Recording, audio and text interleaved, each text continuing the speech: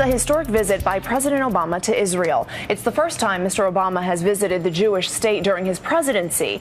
He'll be greeted in Tel Aviv by top Israeli leaders and then whisked to a series of high-level meetings. Now, the trip is expected to be rich in symbolism. The centerpiece will be a speech by the president to the Israeli people to pledge friendship and security.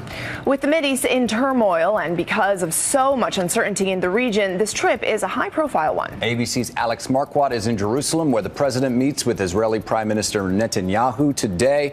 Alex, good morning. This trip, we hear so much about symbolism. Is that just code for not a lot of substance? Break it down for us. Well, good morning. Yeah, I think you're absolutely right. This trip is less about what they hope to accomplish in terms of policy and diplomacy than the actual symbolism of coming here. And as you said, this is the first time President Obama has visited Israel and the Palestinian territories as president. And now both Prime Minister Benjamin Netanyahu and President Obama are starting new terms. And of course, there are major regional issues to be discussed. The White House is calling this a broad strategic conversation that will focus on Syria, Iran, and the Israeli-Palestinian peace process. Of course, three of the most pressing issues for these two countries today. So, Alex, if this is more about symbolism, what progress can we possibly expect from the president's meetings with the Israelis and the Palestinians? Well, of those three issues that will be discussed on this trip, this is the one where the least progress is expected to be made, and expectations have really been lowered by the White House.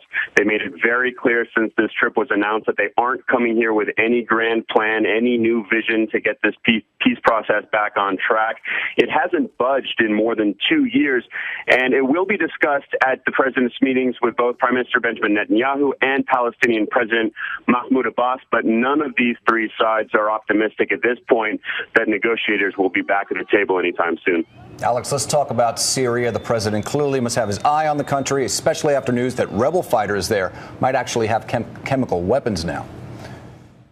Yeah, Syria is probably the most immediate concern for both the U.S. and Israel, specifically the threat of those chemical weapons falling into the wrong hands, as you mentioned.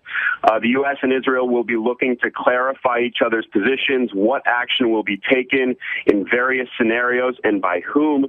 Israel, for example, has already attacked a weapons convoy inside Syria early this year that was destined or headed to their enemy Hezbollah.